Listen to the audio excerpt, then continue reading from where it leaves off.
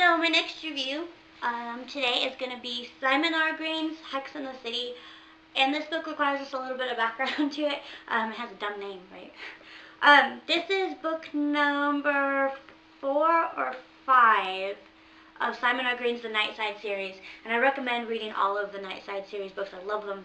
I love them so much. They're kind of reminiscent of Jim Butcher's Dresden Files, but a little bit more magical. Like, there's magic in the Dresden Files, and I'll be doing the first book of the Dresden Files as review later today. But the Nightside is a place under London that is perpetually midnight, and monsters and demons, anything that you can imagine lives there. There are cars, and then there are monsters that look like cars. It's a really fun world. It's a kind of like a dark kind of world, but it's really fun. And all of the books are really short. You can read them, if you take your time. It might take you a couple days. John Taylor is the main character of these, and he has a mysterious background. Anyone that in the Nightside that hears the name John Taylor wants to do one of two things. They fear him, they want to run away from him, or they want to kill him. A lot of times it's both. John Taylor is a name of power in the Nightside, and it's because of his background, and he doesn't know his background. Until actually the end of this book, you find out where his mother came from, and for 4 or 5 books, it's a big contention, because he knows people fear him because of his mother, but they don't know why. And in this one, Lady Luck, who lives in the Nightside, has hired John Taylor to discover the origins of the Nightside, because nobody knows how old it is or where it came from. It's just kind of one of those things that has always been, but they know it has a beginning. So Lady Luck hires John Taylor to find out what that is, and he takes the case because he wants to know the origins too, because his mother has something to do with it, and that's all that he knows. And so he goes on, and he's finding the origins of the Nightside, and it's much darker and it's much scarier than he imagines. And it gets dark and it gets dangerous, but it's always funny. He kind of has like a sense of humor, kind of like Harry Dresden, but I think he's funnier.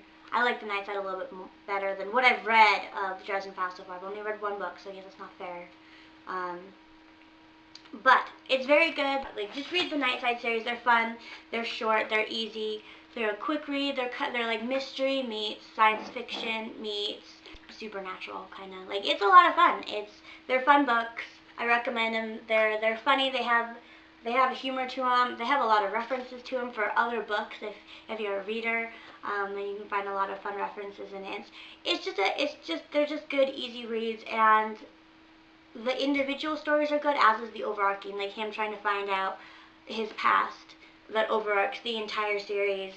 And then with each case, he gets a little bit closer, and there are people in each one that know his past and help him lead there. One of my favorite things that happens is one of the books, I think it's the 3rd Nightside, and unfortunately I can't remember the name of the book, but in the 3rd Nightside,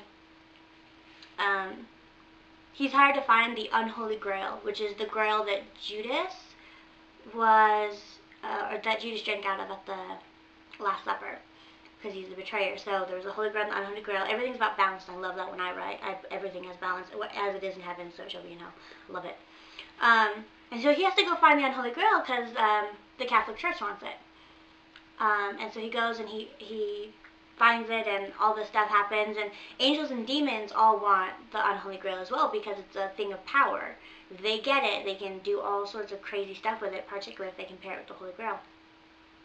And so he finds it, and then in order to negate it, Judas comes and he drinks from it, because since he's been forgiven, drinking from the Unholy Grail negates it. Now it's just a cup. But during the course of it, John asks Judas, well, why did he forgive you? Like, you betrayed him. Like, why did he forgive you? And Judas says, well, he's Jesus. It's kind of what he does.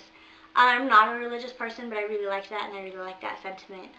I really like the idea of Judas being forgiven, just because, of course he is. Of course he is. Why not? And it's a good story, and all the angels and demons. You see, throughout the course of the Nightside, you meet Merlin, who is not the King Arthur, or depending on the Arthurian legend that you're reading, it's not that Merlin. He's naked. He's always naked. Every time you see Merlin, he's naked, and he's grumpy, and he lives beneath the Nightside, kind of, like he's buried under there. It's a really fun series. It's a really good series. Hex in the City was really good itself. Like I said, overarching. Pal's Not Taken. You're going to find out more about his mother. It's good. I recommend all of them. Going up to this, read them. They're fun. I don't really have any complaints. They're well written. Give them a shot if you're looking for an easy read and you like mystery or supernatural or the Dresden Files. Cool. Bye.